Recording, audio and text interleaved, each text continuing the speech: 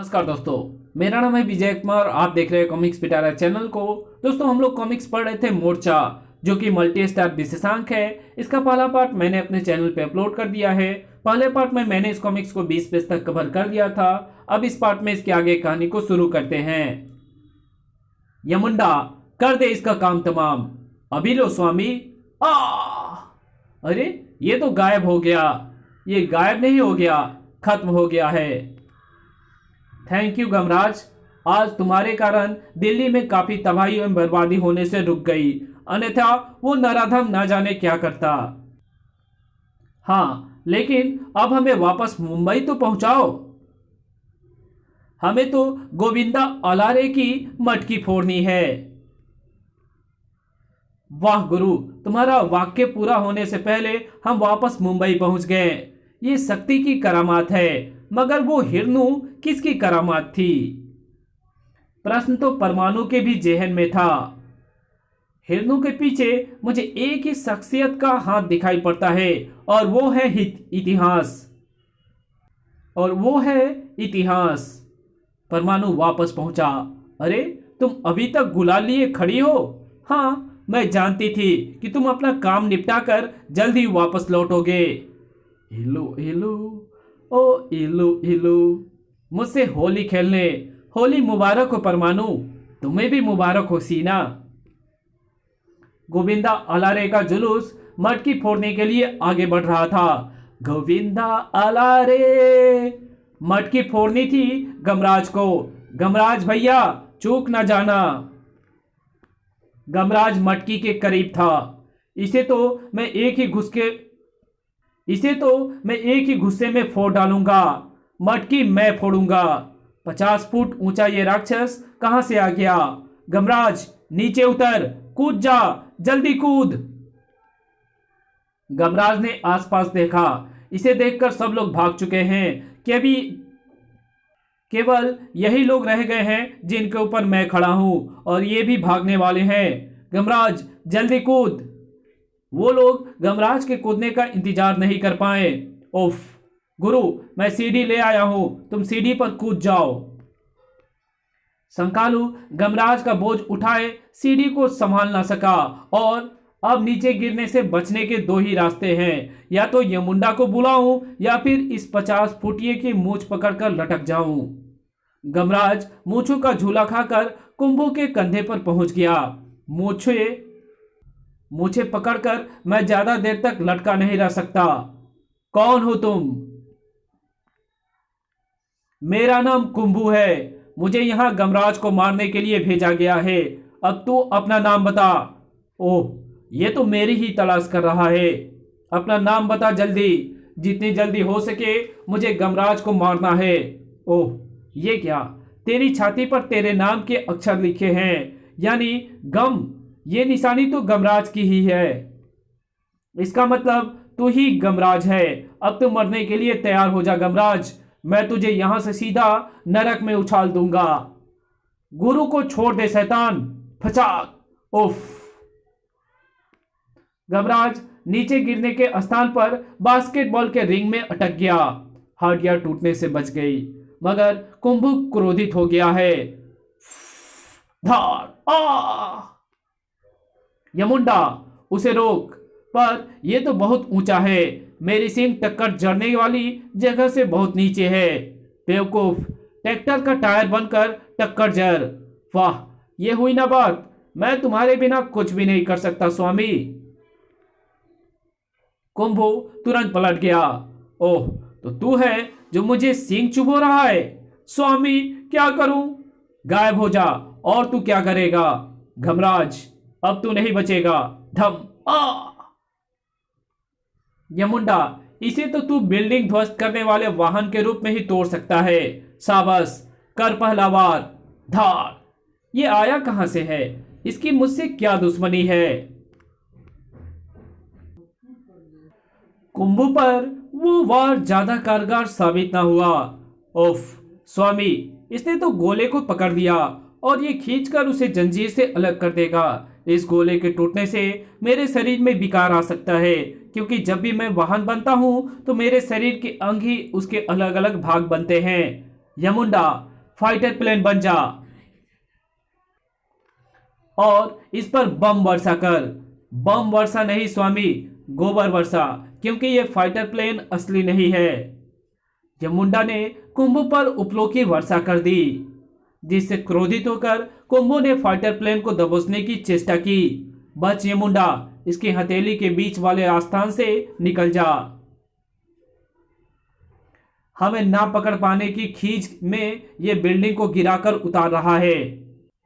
ये तो भूचाल मचा देगा। मारो मारो। ब्लैंक, भूचाल तो जरूर मचेगा। ट्वेंक, मगर बिल्डिंग के गिरने पर नहीं, इस शैतान राक्षस कुंभू की लाश के गिरने के साथ। डोगा आ गया, जिसे देखकर मुझे रामायण के कुंभकर्ण की याद आ रही है। उस वक्त कुंभकर्ण ने श्री राम की सेना में खलबली मचा दी थी, पर उस काल में ऐसे घातक अस्त्र नहीं थे। आज इसकी छाती को चीरने के लिए ये अग्नेयास्त्र हैं। जिंग वैंग जिंग जिंग। आ! मैं इसके शरीर में सिर से लेकर पांव तक इतना लोहा भर दूंगा कि ये अपना वजन भी नहीं उठा पाएगा। बुम या! रॉकेट कुंभू के सुरंग जैसे खुले मुंह में समा गया।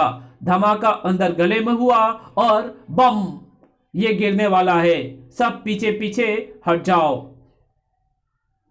इसे मैं यहां नहीं गिरने दूंगा डोगा, वरना यह सचमुच बहुत नुकसान करेगा। इसे मैं समुद्र में गिराकर आता हूं। और तुझे गिराने आ गया है बालिच। ओफ, नीचे सड़क पर गिरकर मेरे टुकड़े टुकड़े हो जाएंगे। लेकिन डोगा गिरा जाल पर। अरे, तुम्हारे पास जाल कहां से आ गया? डोगा, जब हमें राक्षस कुंभू द्वारा बिल्डिंग गिराने और उसमें बहुत से लोगों के फंसे होने की खबर मिली, तो हम सर्कस का जाल लेकर यहां आ गए, ताकि लोगों को उस पर कुदवाकर उसकी जान बचा सकें। पर कुंभू को तुमने मार डाला। फिर जब हमने तुम्हें नीचे गिरते हुए देखा तो जाल तान दिया। ओह, ये कौन है? ये वही है जिसने मुझे ऊपर से धक्का दिया था और अपने आप को बालिच कह रहा था। नहीं डोगा, कह रहा हूं। मुझे तेरी तलाश थी। तुझे खत्म करने के लिए ही मैंने तुझे गिराया था। ओफ, ये तो पूंछ मार रहा है। इसने तो मुझे पूंछ में लपेटकर पटक दिया। थर। और ये क्या? ये मुझे क्या हो रहा है? मैं उठ नहीं पा रहा। बालिच के सामने पहुंचते ही उसके शत्रु की आधी ताकत शत्रु के जिस्म से निकलकर उसके शरीर में आ जाती है। तेरी आधी ताकत भी मेरे शरीर में आ गई है डोगा। देख, अपने आप को देख, तू खड़ा भी नहीं हो पा रहा है।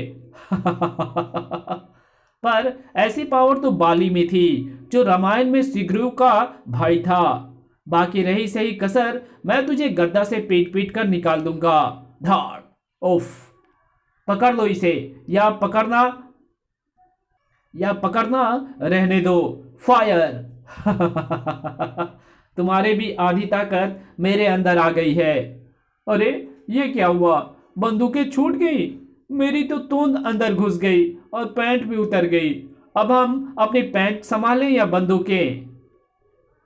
डोगा इस मुसीबत का हल ढूंढ रहा था। इस वक्त मुझसे 4 गुना ज्यादा भार तो मेरे हथियारों का है।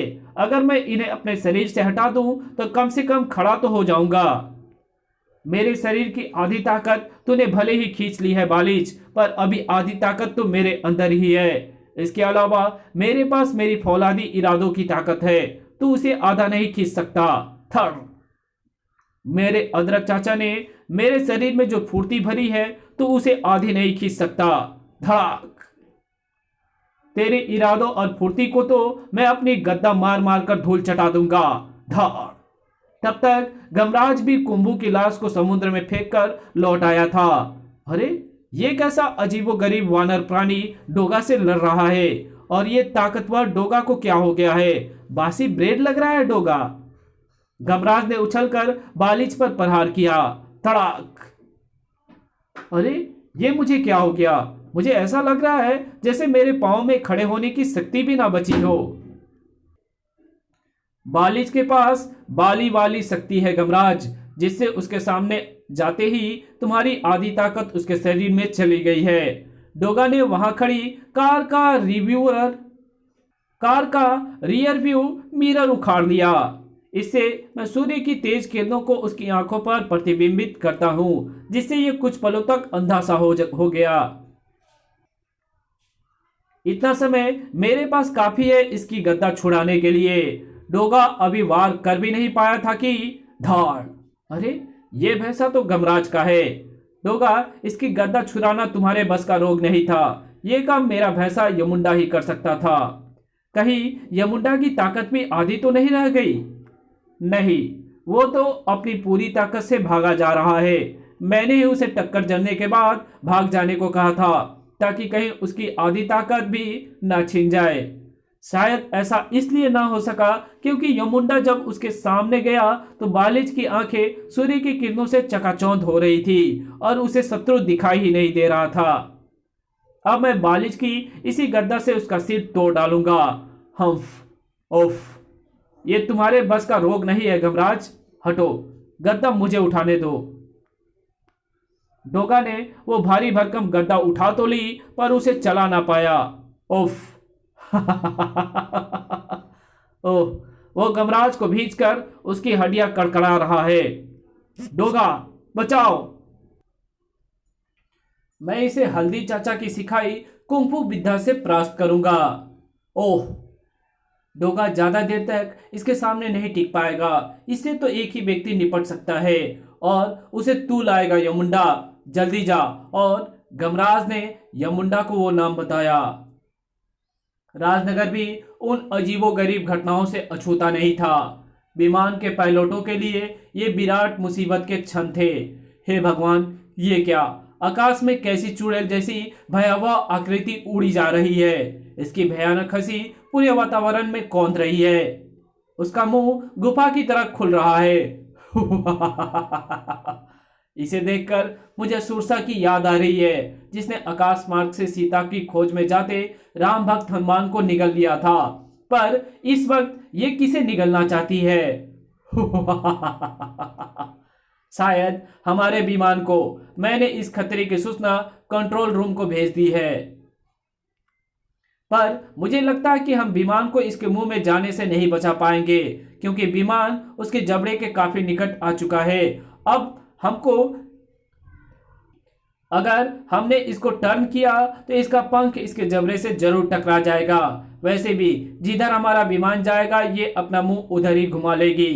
तो क्या विमान के 700 यात्री इस मायावी चुड़ैल के मुंह में मुंह समाधि ले लेंगे? पर शायद नहीं। विमान का सौभाग्य था कि वो उस वक्त राजनगर में था, जहां ऐसे संकटों से जूझने के लिए जुझारू मौजूद थे। क्लैम! चुड़ैल के उड़ते शरीर को एक शक्तिशाली झटका लगा। ओह! वो चुड़ैल विमान के रास्ते से हट गई। हटी नहीं, हटा दी गई। पर किसने किया ये कारनामा? इस कहानी को यही खत्म करते हैं। इसके आगे कहानी पढ़ेंगे इसके पार्ट 3 में। तो मिलते हैं इसके तीसरे पार्ट में। तब तक के लिए बाय। वीडियो अच्छी लगी तो इस वीडियो को लाइक कर देना। जहां इस वीडियो की जरूरत हो वहां इसको शेयर जरूर कर देना। Thanks for watching my videos.